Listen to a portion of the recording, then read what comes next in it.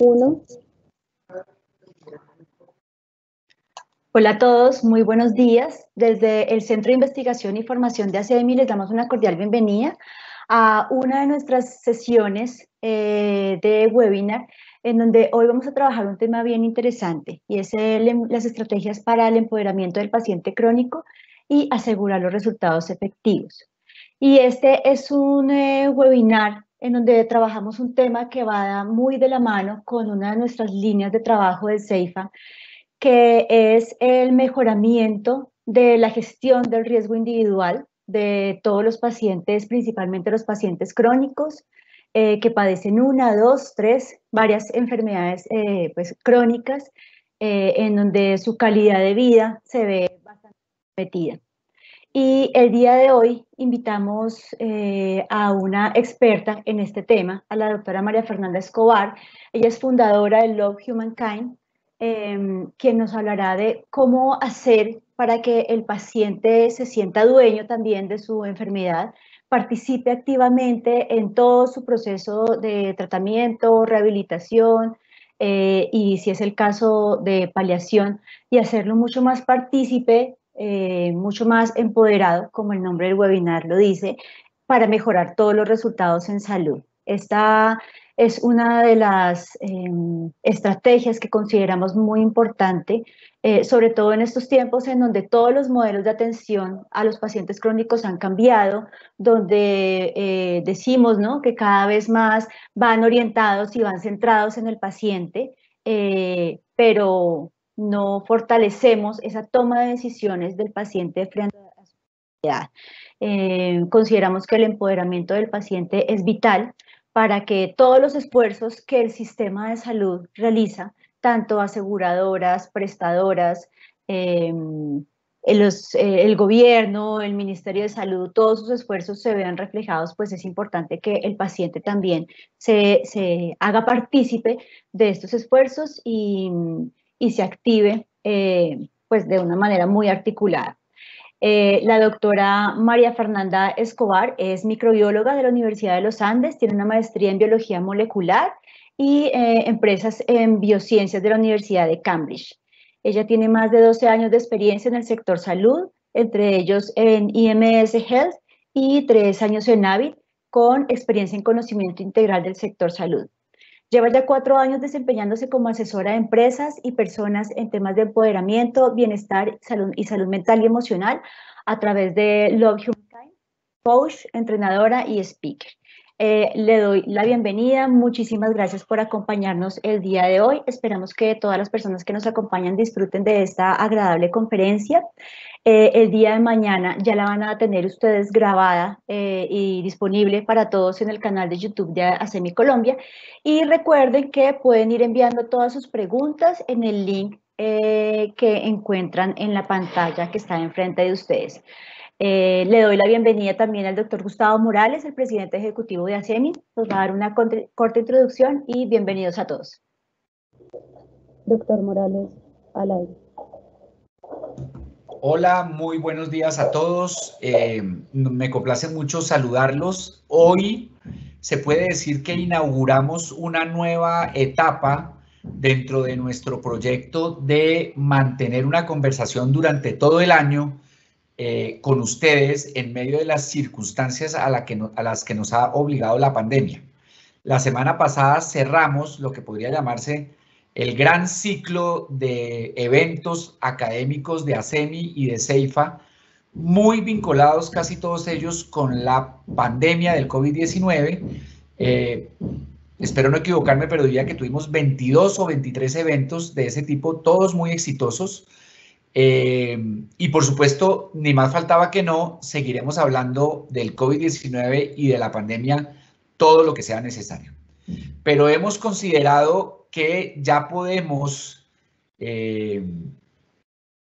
pensar en la etapa post-pandemia con particular énfasis, volver a un cierto grado de normalidad en las discusiones. Obviamente es una normalidad alterada, influida, modificada por el COVID, y eso es una realidad con la que tendremos que aprender a vivir, pero ya estamos ilusionados de poder hablar de otras cosas o de las mismas cosas con las alteraciones del COVID, pero ya no es el COVID el centro de todo. Y nos hace mucha ilusión que para esta nueva etapa de conversaciones, donde vamos a hablar de salud mental, de enfermedades crónicas, de la estructura del sistema de salud, en fin, de muchas cosas, ya se irán enterando de nuestra programación. Nos hace mucha ilusión, decía, que el primer evento dentro de esa nueva etapa de nuestras conversaciones con todos ustedes sea de la mano de la doctora María Fernanda Escobar. Doctora María Fernanda, de verdad, bienvenida, porque usted nos va a poner a pensar y a hablar de un tema muy importante y creo que en esta era pospandemia es más importante aún, que es el tema de el empoderamiento de los pacientes, con una lupa particular en el caso de los pacientes de enfermedades crónicas. Yo simplemente a título de abrebocas quiero compartir con usted y con toda la audiencia que nos acompaña lo siguiente. Como saben los asiduos de estos eventos y quizás los nuevos no lo sepan tanto, nosotros ASEMI, es decir, nosotros las EPS y las aseguradoras en salud que están afiliadas a ASEMI, diseñamos un plan que hemos denominado el Plan Prioridad Mayor para cuidar a las poblaciones vulnerables en medio de la pandemia. Y al hacerlo, lo que ha terminado pasando es que ha habido un empoderamiento muy visible de esas poblaciones vulnerables en relación con su salud.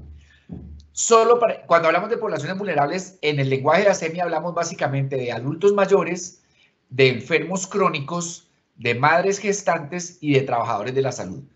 Por supuesto, esas son las poblaciones vulnerables con la óptica del COVID-19. Según otra óptica, pues habla otras poblaciones vulnerables, pero esas fueron las que clasificamos. Y a esas poblaciones, las 10 EPS afiliadas a ASEMI, en lo que va corrido desde que empezó la emergencia sanitaria, le han prestado 1.2 millones de atenciones domiciliarias, le han entregado más de 2.7 millones de fórmulas médicas a domicilio y la estadística que a mí más me gusta, hemos prestado 8.6 millones de consultas por telemedicina. Todas son formas de acercarnos de mejor manera a los pacientes, de darles el servicio cuando lo necesitan y donde lo necesitan, utilizando todas las nuevas tecnologías y los nuevos avances logísticos.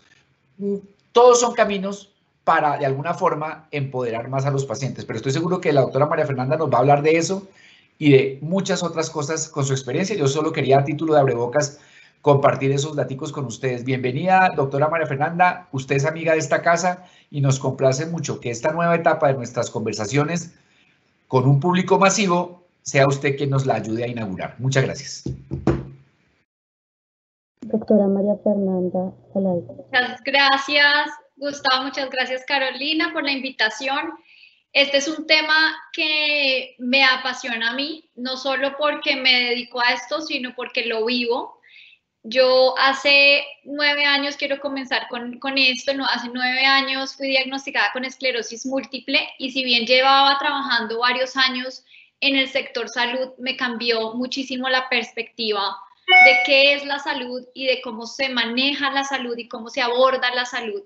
Y hoy precisamente quiero estar hablando un poco desde una visión de alineación del sistema, desde la visión de paciente, desde la visión de profesional y desde la visión de un aliado del sistema que le interesa muchísimo este tema porque creo personalmente que es una forma muy efectiva o eficiente de generar sostenibilidad, de generar bienestar en las personas. Entonces, hoy vamos a estar hablando, como ya lo mencionaron Carolina y Gustavo, de las estrategias de empoderamiento.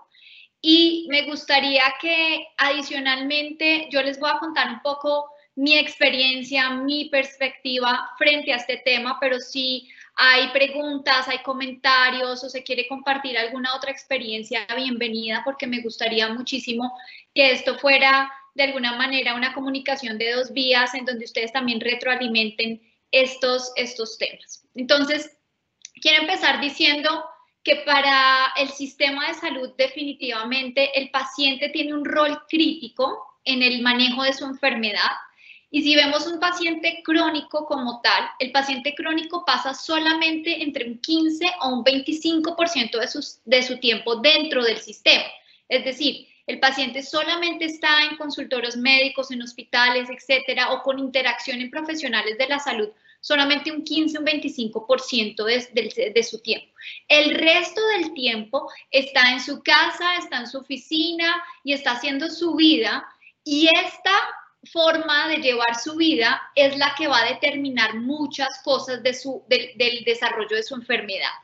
Y obviamente se conoce, y hay mucha literatura al respecto, que muchas de las enfermedades crónicas son derivadas de, o relacionadas al menos, por un estilo de vida inadecuado, ¿cierto? Mala alimentación, ejercicio insuficiente, muchísimo manejo de estrés o falta de sueño, etc. Además de esto, el paciente crónico normalmente es un paciente polimedicado, es un paciente que tiene diferentes interacciones con varios profesionales de la salud y con varias instituciones.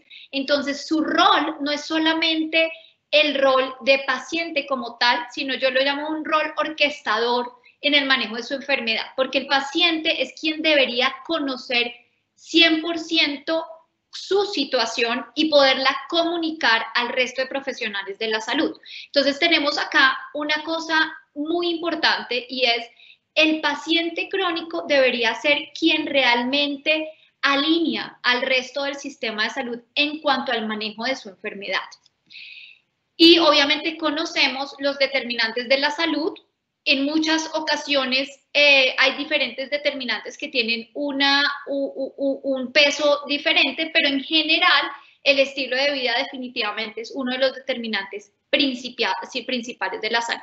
Y el estilo de vida es básicamente cómo cada uno de nosotros vivimos nuestro día a día, y esto, si bien no es impactado directamente por el sistema de salud sí podría tener un rol mucho más activo en este determinante de la salud de toda la población. Adicional, como decía Gustavo, pues definitivamente nos estamos enfrentando a la posibilidad de una tercera o una cuarta ola de pospandemia, que si bien digamos que ya no estamos hablando de la pandemia y no estamos hablando de todo esto o las circunstancias específicas de la pandemia, esto va a llevar a que definitivamente hay una importancia en empezar a manejar la enfermedad crónica de una manera distinta, y que adicionalmente a eso se le suma un componente de salud mental y emocional muy importante, que si no se empodera a la persona, no se empodera al paciente, va a ser bastante complicado de manejar. Entonces, he hablado mucho de empoderamiento y hemos hablado mucho de empoderamiento, y creo que es una palabra que en muchas ocasiones es mal utilizada. Y de hecho, muchos de nosotros o muchos profesionales de la salud, cuando escuchan empoderamiento del paciente, lo ven con una connotación negativa, porque suena como el paciente que empieza a pelear, el paciente que impone cosas, pero realmente si vemos la definición de empoderamiento de la Organización Mundial de la Salud, es una definición muy interesante, porque ¿qué es lo que se pretende con el empoderamiento? Es que las personas tengan mayor control sobre aquellas decisiones o acciones que pueden afectar su salud, ¿cierto? Entonces, para ello hay necesidad de generar muchos espacios en donde se puedan desarrollar habilidades, donde se tenga acceso a la información, donde se tenga acceso a los recursos, y adicionalmente a eso, donde haya una oportunidad de participación de estas personas, donde donde ellas puedan tomar decisiones y puedan influir sobre su salud y su bienestar. Entonces, si estamos viendo, realmente es un llamado a que el paciente o la persona con una enfermedad crónica pueda tomar un rol muchísimo más activo en las decisiones que se toman alrededor del manejo de su salud. Y como lo estamos viendo, no es solamente las decisiones que se toman dentro del sistema de salud, como por ejemplo decisiones que tienen que ver con sus tratamientos, etcétera, sino también por fuera del sistema de salud sobre sus estilos de vida, etc. Entonces, se necesitan 3 componentes para que un paciente pueda ser empoderado. Y primero, se necesita información, o sea, se necesita brindar información al paciente sobre su enfermedad, sobre el manejo de su enfermedad, sobre los recursos que tiene disponibles, etc. Y creo que aquí es donde nos hemos quedado en el sistema de salud en cuanto a temas de empoderamiento. Creo que hoy en día es muy común observar diferentes EPS, instituciones, profesionales de la salud, farmacéuticas, etcétera, brindando información al paciente, porque ese es el primer paso que necesitamos. Pero yo voy a empezar un poco a cuestionar estas acciones porque creo que nos hemos quedado en brindar información y no hemos saltado a los siguientes pasos, que es la autoeficacia, y es desarrollar esa capacidad en cada una de las personas en que se sientan confiados en que pueden tomar buenas decisiones frente a su salud. Y la última es obviamente brindarle la posibilidad al paciente de tomar decisiones. Entonces, estos 3 componentes son los que hacen el empoderamiento y, como decía yo, creo que en general, y porque también vivimos en una era en donde la información está disponible muy fácilmente, nos hemos quedado en esa primera parte o en esa primera fase del empoderamiento, que es la información, y creo que tenemos que hacer un salto muy importante a empezar a trabajar en la autoeficacia y en la toma de decisiones. ¿Y por qué hablamos de esto? Definitivamente la literatura y las experiencias, tanto a nivel nacional como a nivel internacional, nos muestra que un paciente empoderado tiene muchos mejores resultados en salud, es un paciente más saludable, es un paciente que se siente más satisfecho con su vida, que tiene mejor calidad de vida. Y adicionalmente, lo que hace el empoderamiento es que incrementa la responsabilidad y la participación del paciente. El paciente deja de ser ese ente que está esperando cosas del sistema de salud y empieza a tomar un rol de mucha más responsabilidad frente al sistema de salud. Y creo que lo hemos visto todos nosotros cuando se hacen grandes esfuerzos para mejorar el acceso, por ejemplo, a tratamientos, y hay muchos pacientes que con todo y esto no tienen esa conciencia de responsabilidad frente al manejo de su enfermedad. Entonces, creo que acá el empoderamiento es muy importante. Y el último, que es también supremamente importante, y por eso yo hablaba de sostenibilidad del sistema al principio, es que un paciente empoderado es un paciente que definitivamente utiliza de manera más eficiente los recursos de salud. Y eso nos hace pensar que a veces estamos tomando decisiones en cuanto a la sostenibilidad del sistema que pueden tener un impacto económico muy grande, pero no estamos dejando de lado un factor muy clave, que es este paciente, que si empoderamos al paciente, de alguna manera también estos recursos del sistema también se van a manejar de manera mucho más eficiente. Y como les comentaba, llevo 4 años trabajando como de manera externa, como consultora externa en estos temas, y ahí pues se dio una oportunidad muy linda con AVI, en donde empezamos a utilizar un programa que se llama el programa Tomando el Control de su Salud. Es un programa desarrollado por la Universidad de Stanford. Es un programa que lleva más de 20 años de haber sido lanzado y que es utilizado prácticamente en todos los países del mundo, donde hay gran evidencia de su efectividad. Y como objetivo este programa tiene mejorar la habilidad del paciente para manejar su salud y llevar una vida más activa y más plena. Y el programa tiene 4 componentes. El primero es la efectividad, es ayudar al paciente con su autoeficacia y con realmente demostrarle que puede tomar ese rol más activo. También tiene un componente de participación. Es un programa en donde no se le da casi nada de información al paciente, o la información es muy básica, pero realmente lo que se hace es que la persona que va al programa tomando el control de su salud es un paciente que tiene que estar participando constantemente en las sesiones y por fuera de las sesiones.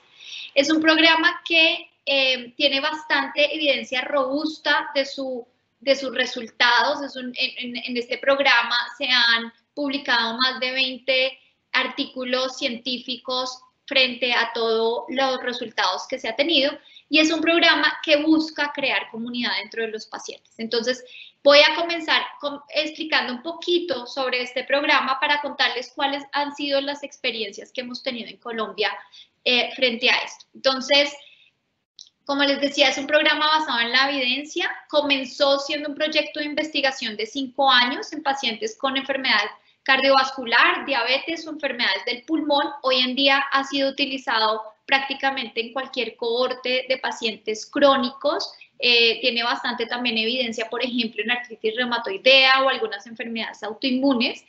Y se llevó a cabo un estudio aleatorizado, controlado y basado en la comunidad de habla hispana, que eso también es lo interesante. Hay evidencia en la comunidad de habla hispana con más de 500 pacientes. Acá hay algunas, estamos mostrando algunas imágenes de los artículos publicados frente a este estudio y cuáles son los supuestos con los que se basa este programa.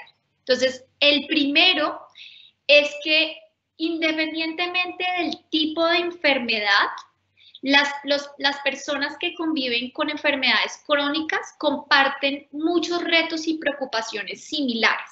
Entonces, tenemos las personas que convivimos con este tipo de enfermedades, tenemos algunos retos particulares a la enfermedad, pero también tenemos unos retos en común, unas preocupaciones en común, que no importa qué tipo de paciente crónico es, se puede beneficiar de ciertos cambios en su vida, como por ejemplo cambios en su estilo de vida, como por ejemplo también cómo comunicarse con su médico, cómo manejar el sistema de salud. Todos estos retos son similares entre las diferentes personas.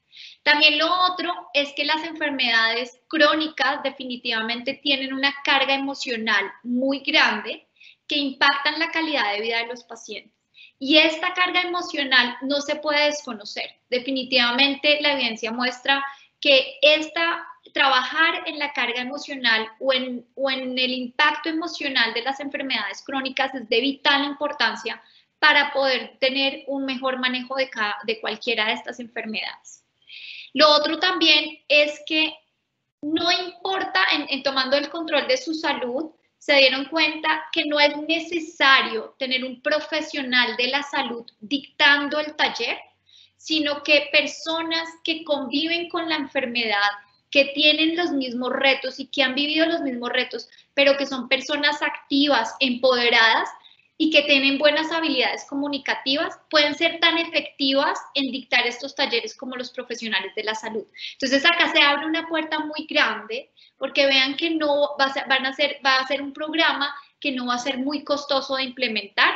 Y yo acá no estoy invitando a que se implemente tomando el control de su salud, estoy mostrando este ejemplo porque he conocido muchos otros programas y de hecho hemos implementado muchos otros programas que se basan en estos mismos supuestos y que se hace bien interesante el empezar a pensar en que los mismos pacientes pueden ser ejemplo para otros pacientes que están en etapas de pronto de menos aceptación de su enfermedad, con menos empoderamiento y menos activación. Y la última es que el contenido del programa es importante, pero el proceso y la forma en la que se da el programa es más importante aún. Es decir, que el proceso de llevar al paciente a empoderarse es mucho más importante que la información específica que se le da al paciente durante el programa. Y definitivamente, ¿qué se muestra después de pacientes que han pasado por este programa?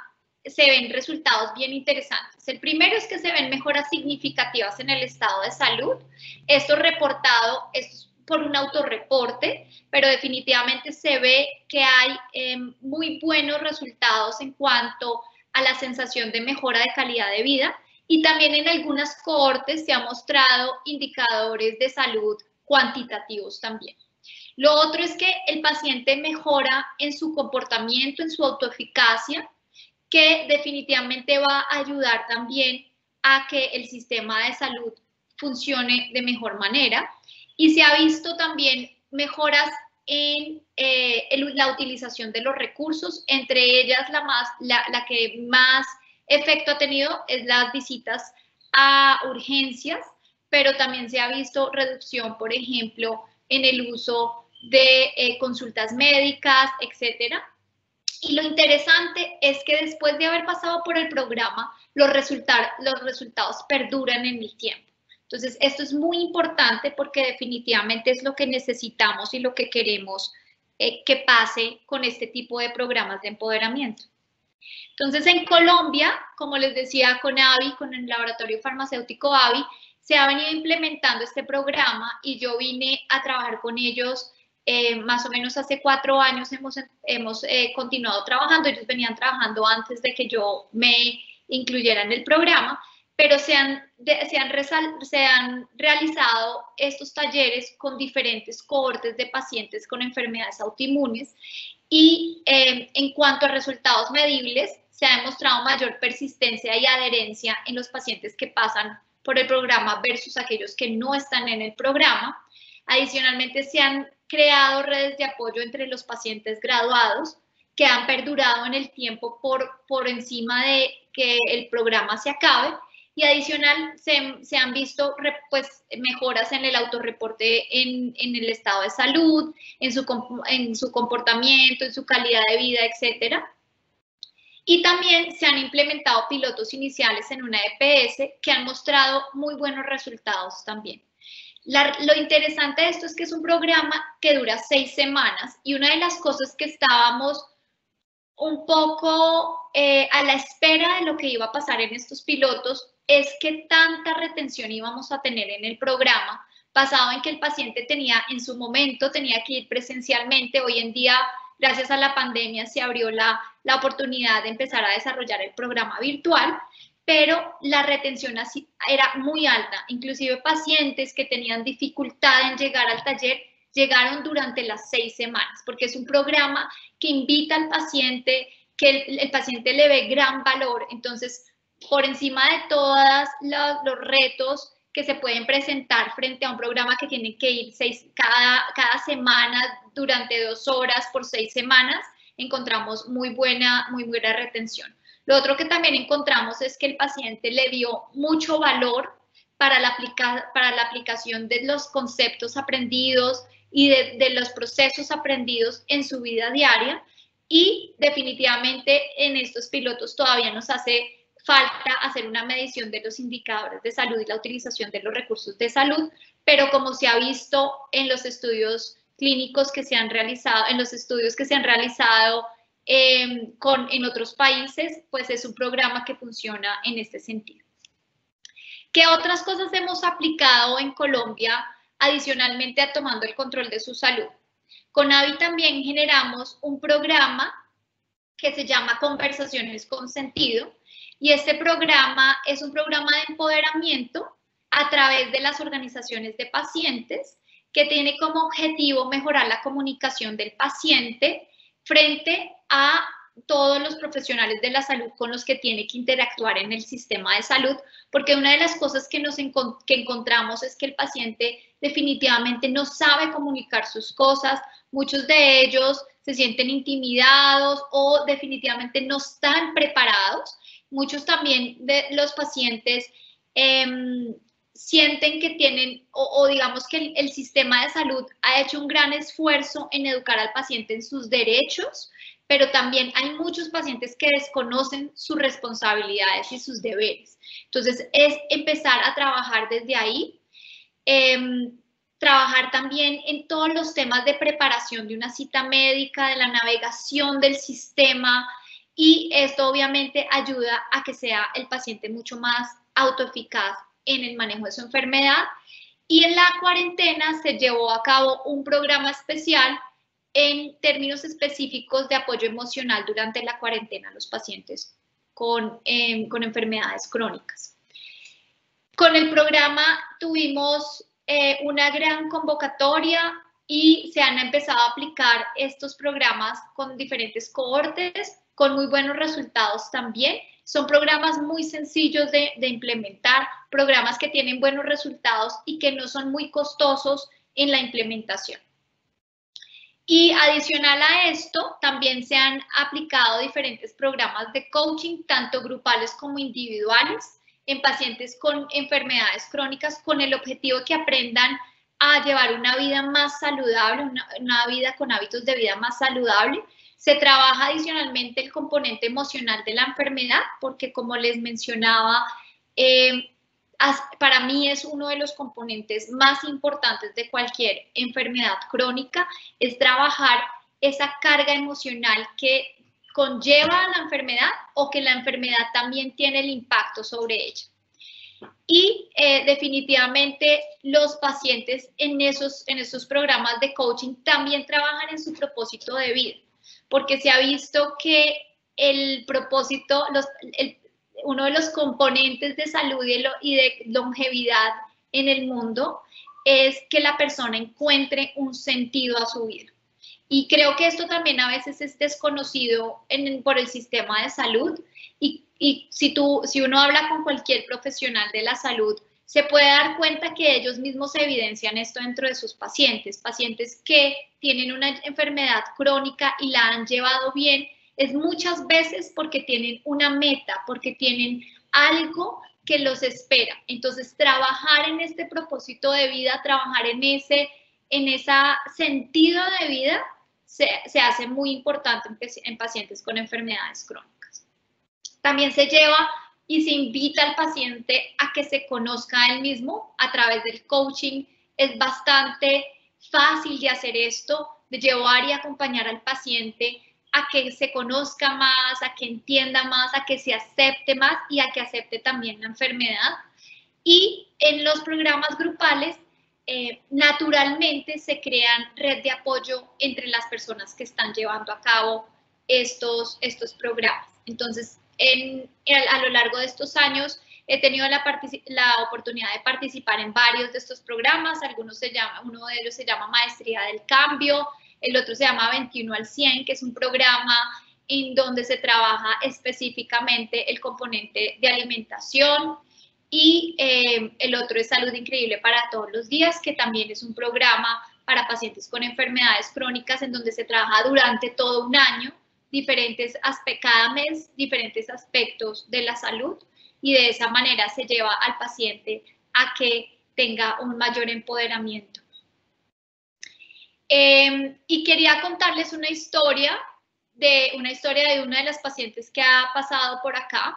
Es una paciente de 30 años con colitis ulcerativa que cuando llegó al programa, una de las cosas que tenía eran malos hábitos alimenticios, pero una paciente que vivía sola, una paciente que estaba un poco perdida en cuanto a qué quería hacer en la vida. Sentía que tenía muy mal relacionamiento, etcétera. Entonces tenía una red de apoyo bien reducida. Y cuando llegó, su enfermedad se estaba desarrollando bastante rápido y para una persona de 30 años que una enfermedad como la colitis ulcerativa tiene un impacto en su calidad de vida gigante. Con ella estuvimos trabajando por 6 meses y los resultados fueron espectaculares. Encontramos, por ejemplo, en términos del manejo de su enfermedad como tal, ella logró estabilizar su enfermedad y adicionalmente logró una reducción del medicamento. Por todos sus exámenes clínicos y de diagnóstico se ha visto que su enfermedad ha estado estable por más de 2 años. Pero no solo pasó eso, ella bajó de peso, su autoestima mejoró muchísimo, sus hábitos alimenticios mejoraron mucho y ella encuentra en el proceso un propósito de vida, forma su propio emprendimiento, su autoestima sube y hoy en día es una persona que está a punto de casarse, que está muy feliz con su vida, que lleva su enfermedad, que entiende que tiene una enfermedad crónica, pero que la enfermedad crónica no rige su vida. Y eso yo creo que es lo que deberíamos esperar todos nosotros que trabajamos en el sistema de salud, es que ojalá las personas le encuentren un sentido de vida, encuentren un sentido al para qué una enfermedad y definitivamente poder vivir con la mejor calidad de vida posible, y realmente No en todos los casos es posible a través de mejoras de hábitos de vida y a través del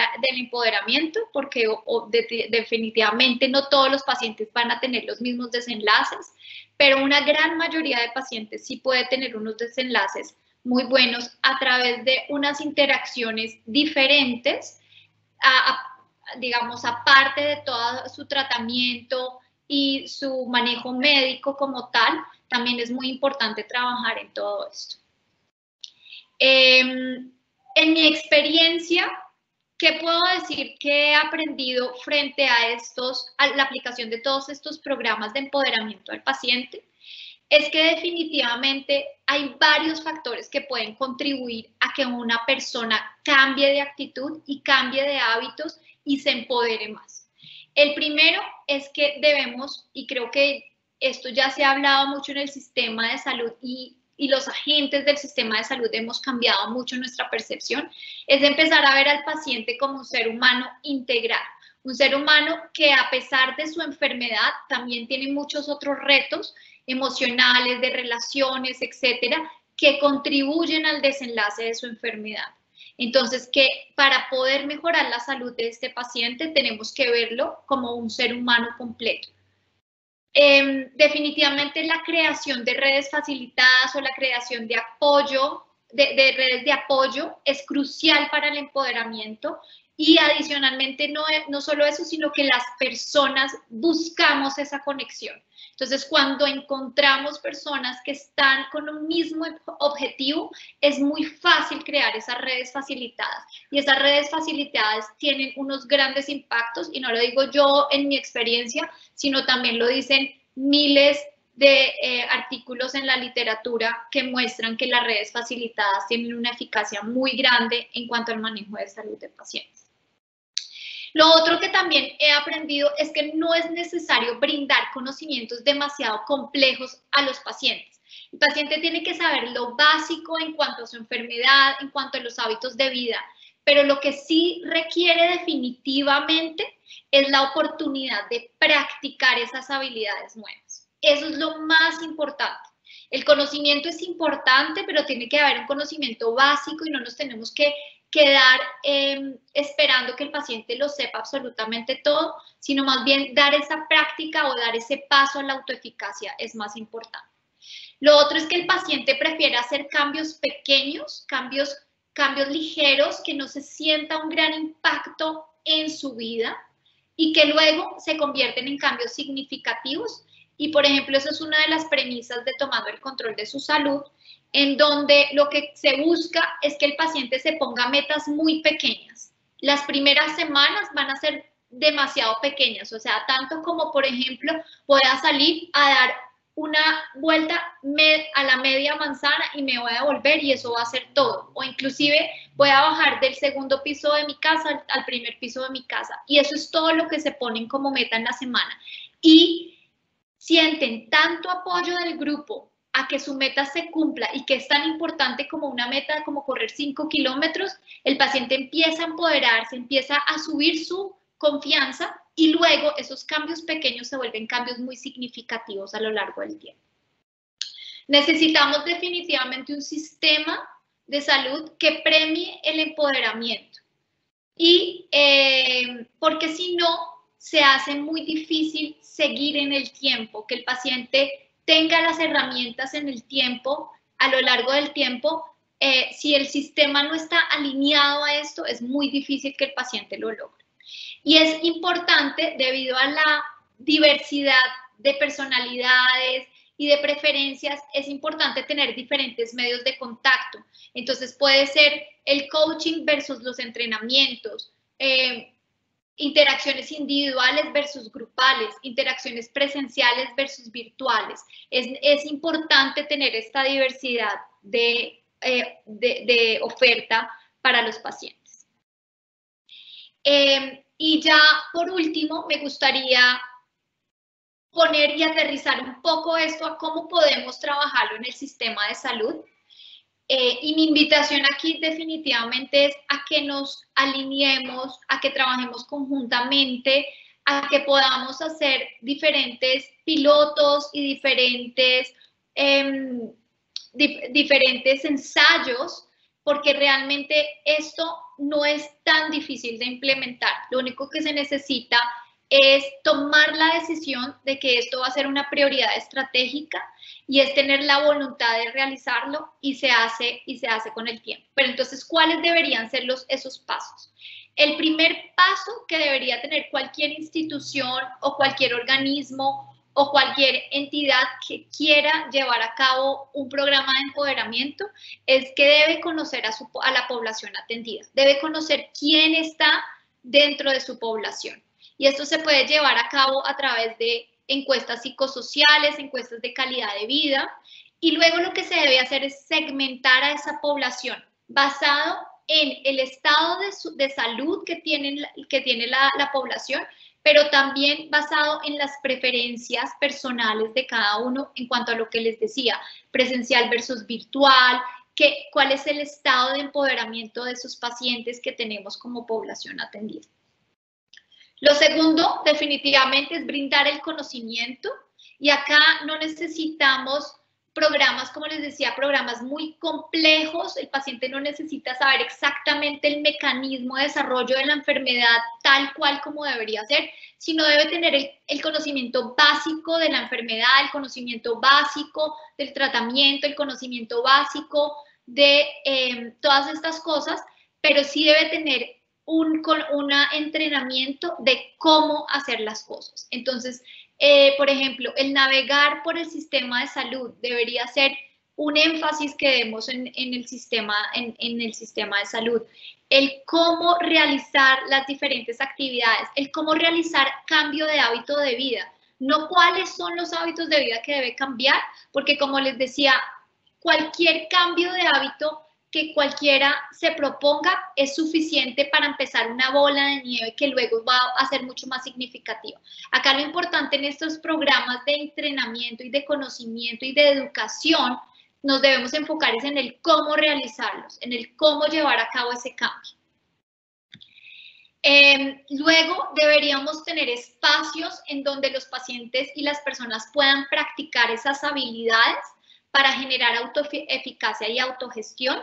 Esto se puede llevar a cabo a través de redes de apoyo, redes facilitadas y definitivamente programas de autogestión de comportamientos críticos del paciente en estas cohortes que vayamos a definir, porque una de las cosas que sí tenemos que empezar a definir es en qué cohortes de riesgo queremos realizar estos pilotos y queremos realizar estas actividades. Y lo último es definitivamente facilitar un ambiente pro empoderamiento. Entonces, definirlo como un objetivo estratégico, rediseñar muchos de los procesos que tenemos de interacción con el usuario, porque muchos de estos procesos de interacción no permiten el empoderamiento, inclusive hasta castigan a veces el empoderamiento. Entonces, es importante empezar a generar esos espacios y esos ambientes que premien el empoderamiento, que incentiven el empoderamiento del paciente, y esto se lleva a través también de un cambio de pensamiento de muchos de nosotros.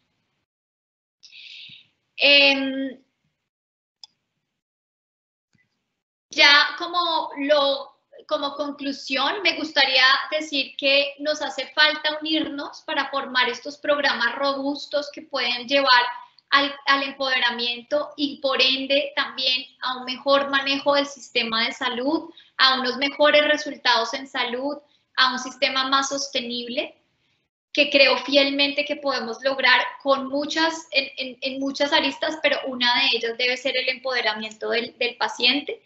Y simplemente quería dejarlos con esta frase de San Francisco de Asís, que dice: comienza haciendo lo que es necesario, después de lo que es posible, y de repente estarás haciendo lo imposible, que es una frase que yo utilizo con mis pacientes, que es: haz primero lo necesario, después vas a ver que estás haciendo las cosas que pensabas que eras posible, pero que de pronto eran muy retadoras, y luego vas a ver que estás haciendo cosas imposibles. Y creo que como sistema de salud también aplica la frase, en donde tenemos que empezar a tomar la decisión de si esto es un principio estratégico debemos empezar a mirar cómo hacemos las cosas necesarias, luego las posibles y estaremos haciendo lo imposible.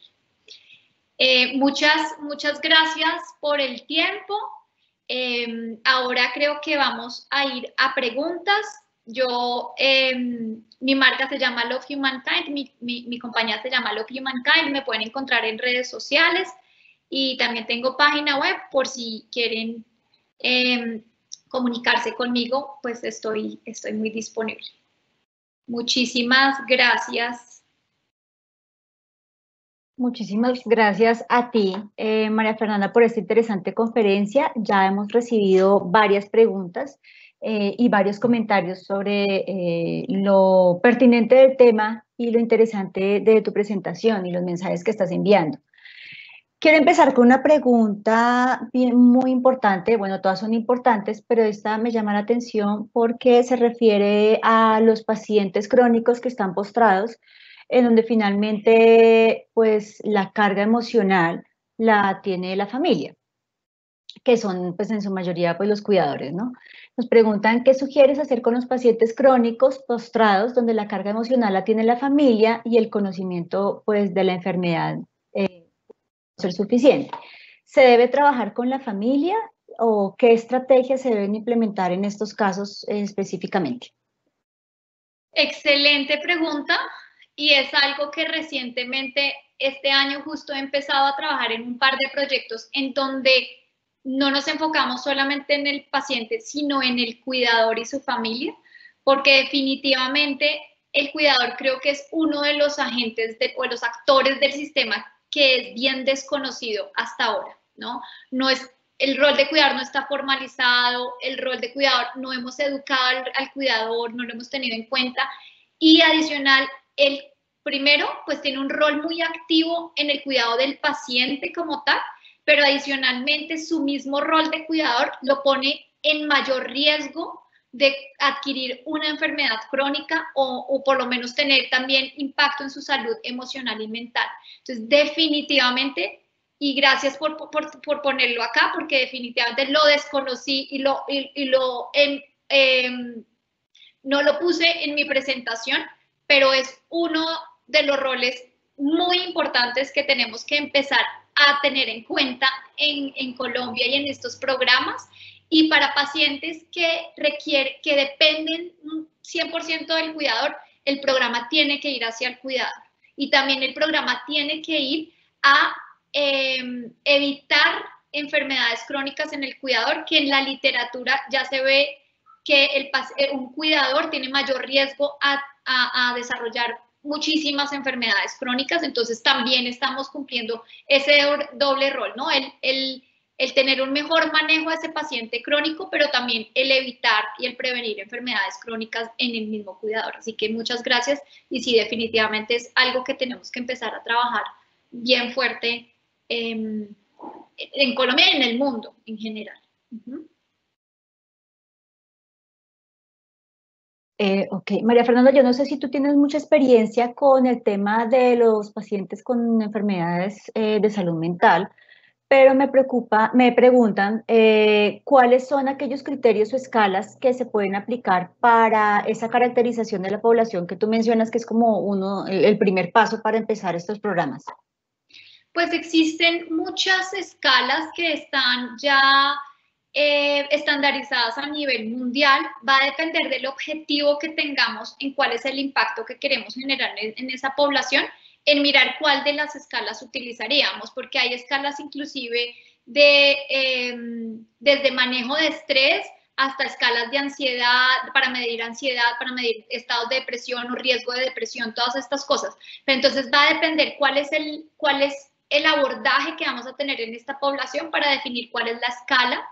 Inclusive lo que hemos hecho en algunos de los programas es mezclar escalas, entonces como hacer nuestra propia encuesta basadas en diferentes escalas estandarizadas para poder caracterizar y segmentar a la población, que me parece importante añadir esa palabra segmentar, porque definitivamente si queremos tener un abordaje más diverso, tenemos que poder tener segmentos en donde apliquemos esos diferentes programas dependiendo del conocimiento que tengamos de esta población.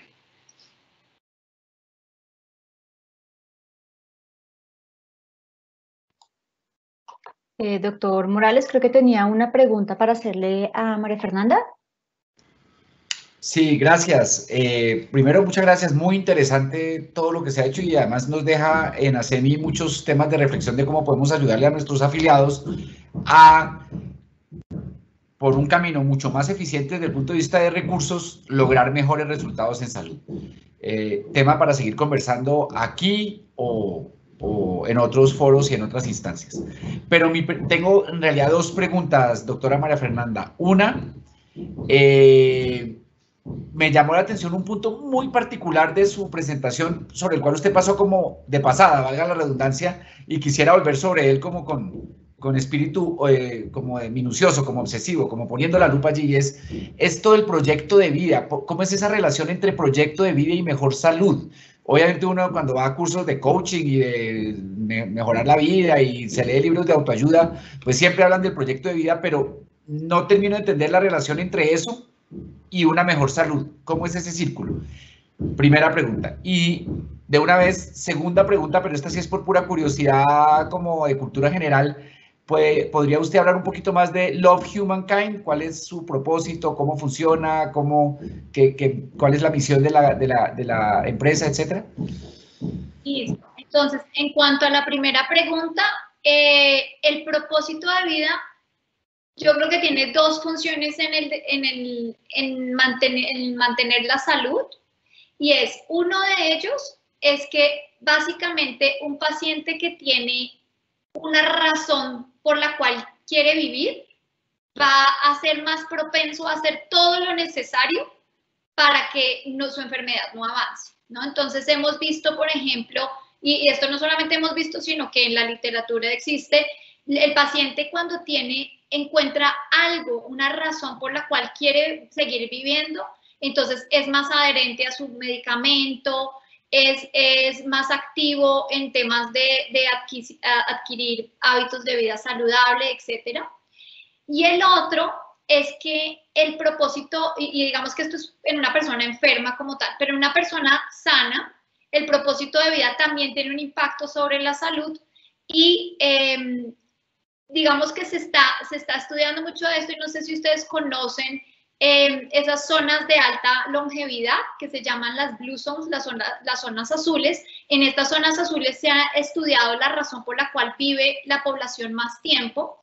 Y una de las razones, no es la única, y por eso digo que somos seres integrales y que no solamente podemos trabajar en propósito de vida y ya vamos a estar bien, una de las razones más importantes es que estas poblaciones todavía, los ancianos de 90 a 100 años, todavía tienen un rol en la sociedad, tienen un rol activo, y ellos tienen, y cuando se les pregunta por qué están viviendo, ellos tienen muy claro su propósito de vida y tienen muy claro en que son útiles para la sociedad. Entonces, el anciano de 100 años todavía tiene la responsabilidad de cuidar a sus nietos o bisnietos y por esa razón no se postra en una cama o no se queda quieto, sino es una persona supremamente activa. Entonces, digamos que tiene esos dos roles, en la enfermedad como tal, el que el paciente tenga algo para ver, para una meta de vida para seguir viviendo, y en la persona sana es básicamente el sentirse útil en la sociedad, el sentirse vivo en la sociedad, el sentirse que aporta algo de valor a los que están a su alrededor, tiene una salud mental y emocional mucho más fuerte y eso pues definitivamente ayuda a mantener la salud. Y aquí digo algo que me he cuestionado personalmente mucho, y es porque he estado trabajando en enfermedad renal crónica, en esclerosis múltiple, en cáncer, y todas estas enfermedades tienen un impacto gigante laboral, por ejemplo, que es totalmente, que no se ha trabajado mucho esto. Y la persona cuando sufre de alguna de estas enfermedades y tiene que dejar su trabajo, es una persona que se siente que ya no es útil para la sociedad, que es una carga para su familia, y esto obviamente hace que su propósito de vida se pierda mucho. Y esto es lo que le pasaba a esta niña de 20 y pico de años, es que ella sentía que era una carga para sus padres y sentía que no podía ser activa profesionalmente por su colitis ulcerativa, porque pues tenía un impacto muy grande en su calidad de vida, en su día a día, y ella se sentía una carga gigante. Y al darse cuenta que podía generar su emprendimiento, esto fue impresionante como pues todo se empezó a desarrollar y obviamente trabajamos pues todas esas áreas que fue muy, muy, muy interesante y que lo he visto no solo con ella, sino con otros pacientes también. Y la segunda pregunta, Love Humankind es una empresa de consultoría y de coaching que nos enfocamos más que todo en proyectos relacionados al empoderamiento y la educación de pacientes de enfermedades crónicas. Hacemos también coaching. A mí me gusta hacer también a veces coaching personal. Todavía tengo algunas personas que son clientes míos porque me gusta estar en la realidad, o sea, bajarme al día a día de las personas. Pero en general lo que hago es asesorar a compañías que están queriendo implementar programas de educación a pacientes o programas de servicios de empoderamiento a pacientes para desarrollar este tipo de programas. Y doy charlas también, varias charlas a pacientes, también me invitan algunas organizaciones a dar charlas y talleres a pacientes como tal. Un trabajo muy interesante, María Fernanda. Hay varias preguntas con respecto a la premiación que tú decías por la continuidad en los programas. Entonces, pues varios de nuestros asistentes y espectadores conocer qué tipo de incentivos o formas de premiar el empoderamiento se usan o se pueden aplicar en estos pacientes. Yo creo que en el programa como tal, el incentivo, por ejemplo, incentivos tan sencillos como darle un diploma al paciente, les encanta. Entonces, en el programa como tal, se pueden generar incentivos muy parecidos a los programas educativos que hemos trabajado y ahí yo no le veo, digamos, que estemos fallando en nada porque creo que los programas normalmente los programas de educación y los programas de esto siempre pensamos en eso.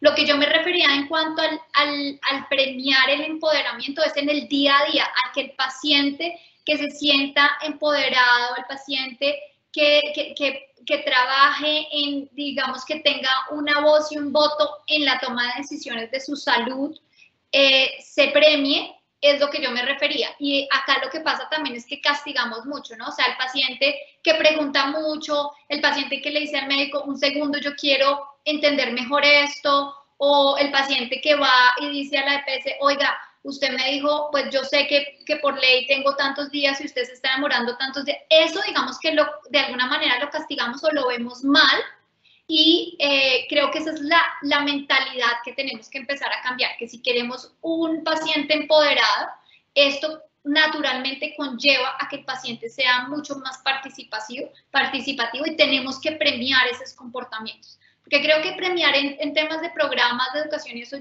todos lo conocemos, o cualquier experto en programas lo puede diseñar un programa de incentivos para que el paciente siga ahí, pero lo que yo me estaba refiriendo era que la participación del paciente en el sistema de salud se tiene que empezar a ver como algo bueno, algo positivo, algo constructivo, y no como lo vemos hoy en día, es como, este paciente tan cansón, este paciente que quiere una segunda opinión, porque, claro, tenemos que de alguna manera guiar a esos pacientes, porque obviamente esto no se puede volver pues una cosa que el paciente diga todo, el paciente sea el gran rey, pero sí tenemos que empezar a trabajar. Y una de las cosas que yo hago mucho en mis programas es que hago demasiado énfasis en el deber y la responsabilidad del paciente y no tanto en el derecho, ¿sí? Porque el derecho me lo puedo aprender y a veces los derechos lo que hacen es que nos victimizan. Entonces, como yo tengo derecho a tal cosa, yo tengo derecho a tal cosa, yo tengo derecho a tal cosa. Mientras que si uno hace mucho énfasis en el deber, el paciente empieza a darse cuenta que si él quiere una segunda opinión es porque realmente lo necesita, o no solamente por capricho, o si él quiere tener una voz en la toma de decisiones en cuanto a su tratamiento, es porque se siente capaz, porque además es una gran responsabilidad hacerlo. Entonces creo que es a lo que yo me refería, y por eso yo decía que tenemos casi que cambiar de visión en cuanto a cómo queremos a ese paciente. Y obviamente pues es un camino de aprendizaje en donde seguramente habrán algunos errores, etcétera, pero creo que es estar dispuestos a que estas cosas empiecen a suceder. Bueno, María Fernanda, hay muchas preguntas. Voy a tratar de unir varias para agilizar un poquito el tiempo. Yo sé que se nos está acabando. ¿Cómo podemos lograr la sinergia entre los diferentes actores del sistema para premiar el empoderamiento y pues para incentivarlo en los pacientes? Y la otra pregunta es, desde el sistema de salud, ¿cómo se puede relacionar e incorporar estos programas dentro de las rutas integrales de atención para las diferentes enfermedades crónicas que ya las tenemos disponibles y que las aseguradoras y las prestadoras son los responsables pues, de implementarlas y de hacerlas cumplir? Yo creo que es, como decías, primero tomar la decisión que se va a realizar y como sistema yo creo, y eso sí, reconozco que como sistema hemos madurado mucho, porque ahorita había un comentario frente a los diferentes egos de los sistemas, de los agentes y esto creo que ya estamos trabajando mucho más colaborativamente y esto es trabajar tanto los prestadores como las EPS conjuntamente, la industria farmacéutica también puede trabajar acá, inclusive las mismas universidades y como les decía, la experiencia en muchos de estos programas muestra que no se necesita los profesionales de la salud, sino la generación de estas redes facilitadas en donde el paciente puede ser el mismo líder, pero para esto pues se requiere sentarse a la mesa con los diferentes agentes, empezar a montar y mi sugerencia por la experiencia y también porque lo he visto en muchas partes, es que lo mejor es que se empiece con un grupo, con una cohorte pequeña de pacientes, con una cohorte en donde de pronto se tenga una prioridad estratégica del manejo de estas cohortes, como dices tú, que ya tengan estos modelos de atención estandarizados y empecemos a implementar estas cosas, pero pueden ser en espacios tan sencillos como en los momentos de espera de los pacientes, en los momentos en donde se hagan los controles, o sea, hay muchas oportunidades de optimizar esa interacción con los pacientes a través de esto, pero creo que lo que nos hace falta es sentarnos y también no pensar en que lo tenemos que implementar a todo el mundo, sino empezar con pequeños proyectos que se va aprendiendo y se va pudiendo medir mucho más fácil. Muy bien. María Fernanda, ¿qué herramientas tecnológicas se pueden implementar en estos programas? Y por otro lado, hay una inquietud, y es que en estos momentos que si bien pues han empezado a bajar los casos y los contagios y la mortalidad, pues la pandemia no ha terminado, ¿sí? El virus aún está latente y el riesgo para los pacientes crónicos sigue ahí. Entonces, ¿cuál sería tu recomendación de tanto de si hay si hay herramientas tecnológicas que ya se estén implementando o que puedas recomendar con algún grado de evidencia y para los pacientes o las personas que no pueden asistir personalmente a una institución de salud o que prefieren evitar estos riesgos, ¿cómo podríamos hacer para trabajar con ellos? Sí, yo creo que evidentemente en el próximo año todos estos programas deberían ser virtuales, por lo menos en su gran mayoría, porque obviamente estamos hablando de una población de riesgo, de una población que no debería estar estando pues, en un salón con 20 personas, etcétera, y menos mal, yo creo que gracias a la pandemia nos dimos cuenta que estas herramientas están muy disponibles. Por ejemplo, el programa Tomando el Control de su Salud se ha desarrollado en el mundo desde mensajes telefónicos, de mensajes de texto, perdón, hasta plataformas más desarrolladas como Zoom.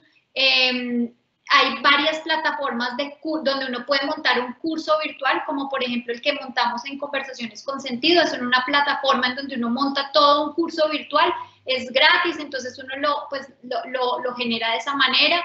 Y existen muchísimas formas virtuales. Yo creo que eso es la nueva norma y el nuevo normal y el nuevo estándar.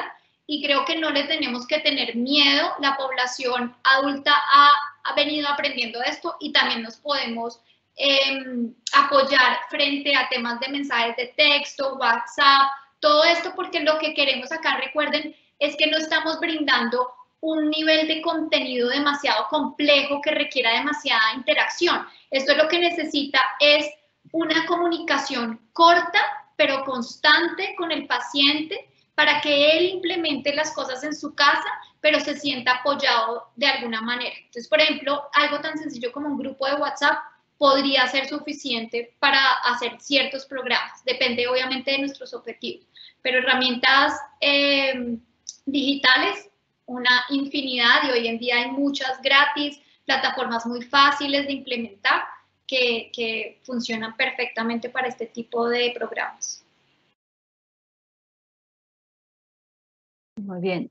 María Fernanda, me preguntan por la sostenibilidad de estos programas, cómo hacerlas sostenibles en el tiempo y que las organizaciones no decidan acabarlas o pues por esa preocupación se evite pues y se considere como un gasto más y no como una inversión. Buenísimo. Yo creo que lo primero es observar que estos programas realmente no son costosos, o sea, no requieren una inversión muy grande. A lo mejor al principio se requiere una inversión para el diseño del programa. En el caso, por ejemplo, de Stanford, lo que se requiere es conseguir la licencia y entrenar a las personas, etcétera. Pero a lo largo del tiempo no se requiere mucha inversión. Cuando los hacíamos presenciales, lo que más costoso era conseguirnos un salón y conseguirnos un refrigerio. Era lo más costoso. ¿Por qué? Porque este programa también, como recuerden que lo que queremos acá es que el paciente también de alguna manera tome ese rol, de rol de paciente líder. Entonces, lo que se requiere es de alguna manera una coordinación para que el programa tampoco se desvíe de su objetivo principal. Se requiere una coordinación de alguien dentro de la organización que esté pendiente de sus grupos de pacientes, que esté pendiente del líder de pacientes, pero definitivamente la sostenibilidad yo creo que la podemos tener a medida que involucremos a la población, al paciente, a la sociedad civil, que sean ellos quienes realmente lideran este tipo de programas, obviamente con una coordinación y una guía.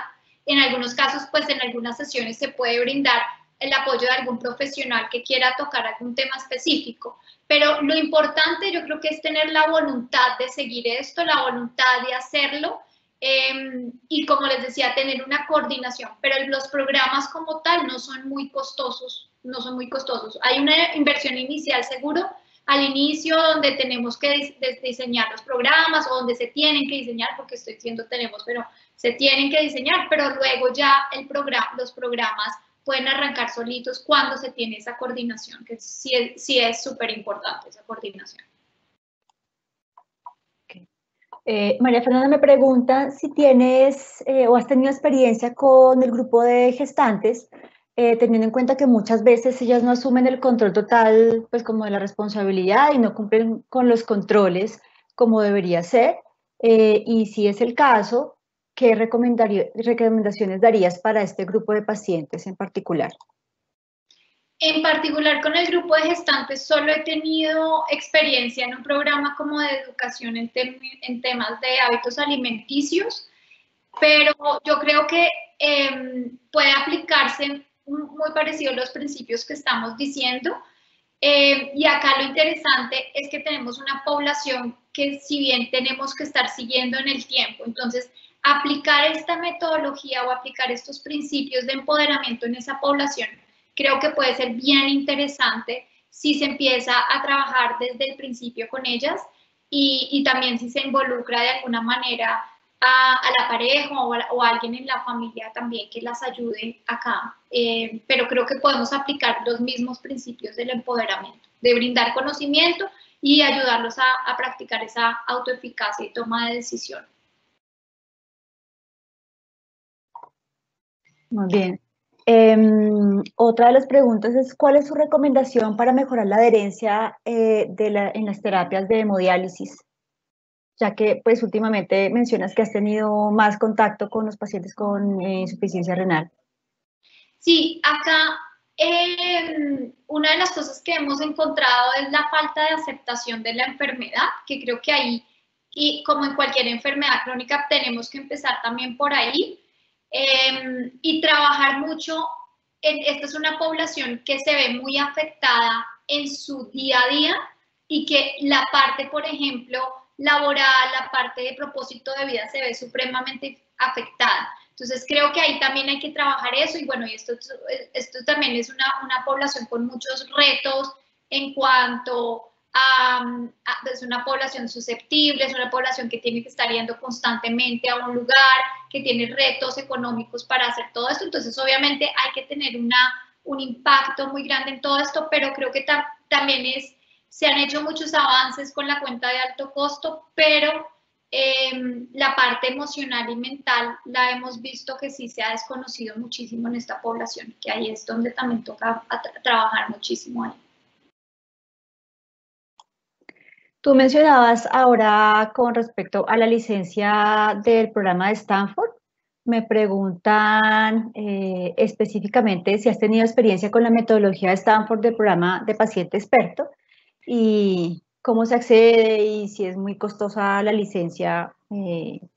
Básicamente es una IPS que trabaja a pacientes crónicos y que está muy interesada en la implementación no solo de eso, sino de diferentes tecnologías para asegurar los resultados. La licencia creo que depende del tamaño de la organización y de la cantidad de talleres que se quieren hacer. Entonces, es solamente entrar a la página, ustedes ponen tomando el control de su salud. Ahí encuentran el centro que se llama Self Management Resource Center y ellos tienen ahí toda la información de las licencias, etcétera. Pero sí va a depender mucho del tamaño de la organización, del número de talleres que se quiere hacer, etcétera. Y bueno, ahí está toda la información. Inclusive ellos tienen muchos otros talleres y otros cursos y otros programas. Hay uno, por ejemplo, específico del dolor, del manejo del dolor, otro específico de la diabetes, etcétera. Entonces, ahí hay bastantes programas, sobre todo de estos temas, ¿no? El paciente más activo en su enfermedad, en el manejo de su enfermedad, el paciente más activo y más empoderado. Entonces, lo pueden ir a ver allá, dependiendo de sus necesidades.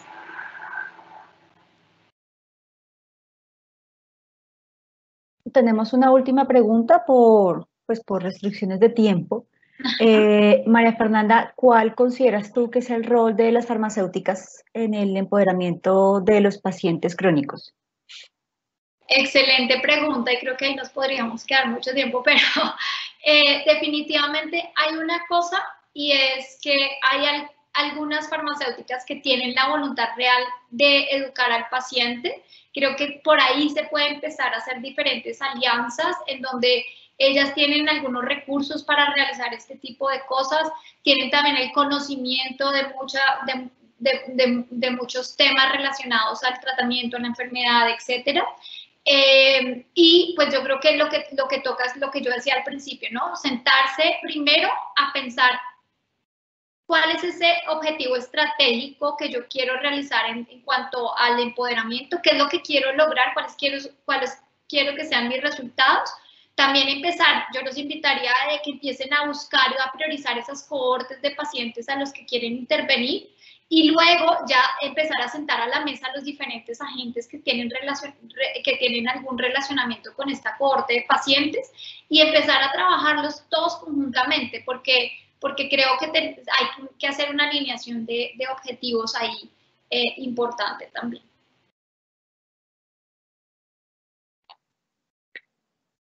No sé si el doctor Gustavo Morales tiene alguna otra pregunta para María Fernanda. No, de mi parte no, todo el agradecimiento y me parece, Carolina, no sé si me equivoco, que este volumen de preguntas revela el enorme interés que han generado estas reflexiones, así que felicitaciones, María Fernanda, creo que usted tocó una fibra sensible de nuestro público y muchas gracias por eso. Bueno, me encanta, muchas gracias.